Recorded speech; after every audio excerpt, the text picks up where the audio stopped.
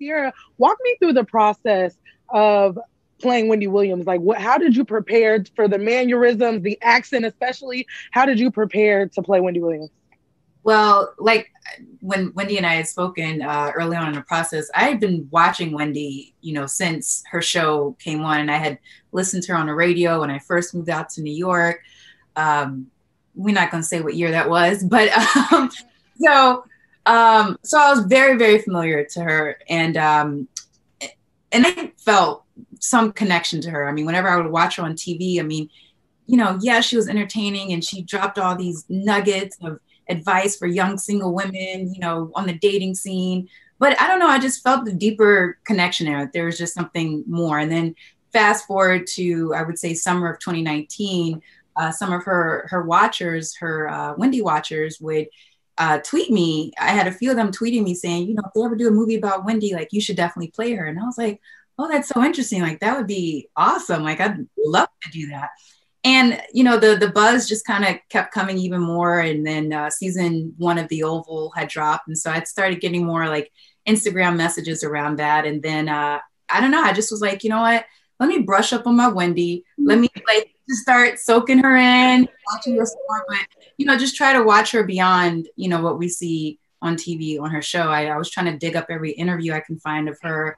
I was listening to her books on Audible.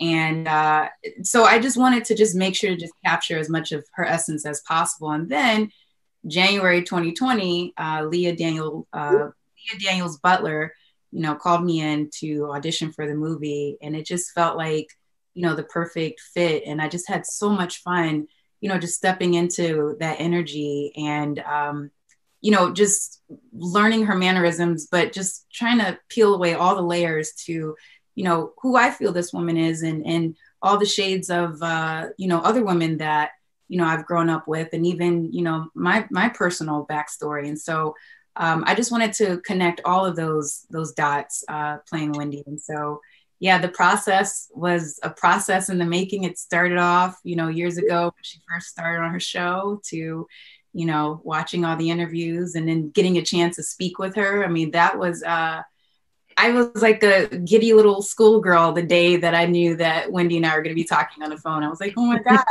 And then we got on the phone and it just felt like, I don't know. I mean, and I don't know what it was like for you, Wendy, but for me, it felt like we had known each other for years, like it was no awkwardness or anything. It was just, hey, like, let's talk, let's do some chit chat and let's do this movie. And it was just really important that I got a chance to do that and speak with her. So, I can do my best to honor her story and honor this movie. So.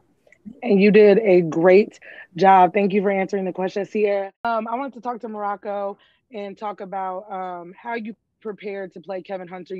Michael B. Jordan, when he played Killmonger in Black Panther, said he isolated himself for days to kind of portray a character not quite like himself. So I wanted to know from you, was there anything that you did in method to prepare to kind of play that hard exterior of Kevin Hunter in this movie?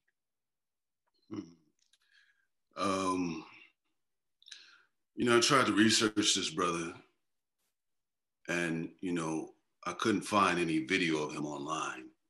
So I had to go by what the script was saying and what, interviews of what Wendy said and other people who gave interviews about the brother. Then I had to take all that research, and then I was like, well, I still don't have a visual. I had pictures. I didn't know how he moved. I didn't know if he was left-handed, right-handed, or whatever, what his drink was. So it was like, I came to the project pretty late. I was painting my stairs and I got a call and I was like, what? I got a call on a Monday and I was in Vancouver by Thursday. And so luckily I had that 2 weeks to quarantine. So what I did, because, he's New York, he's Brooklyn, and I'm from Chicago. So I watched a lot of Fat Joe and Dame Dash, and I kind of meshed them two together and came up with Kevin Hunter. So that's what I had to do. I was already isolated because of the quarantine we had. We had a mandatory 14-day quarantine when we got to Canada. So yeah, that's how I came up with the brother. you know.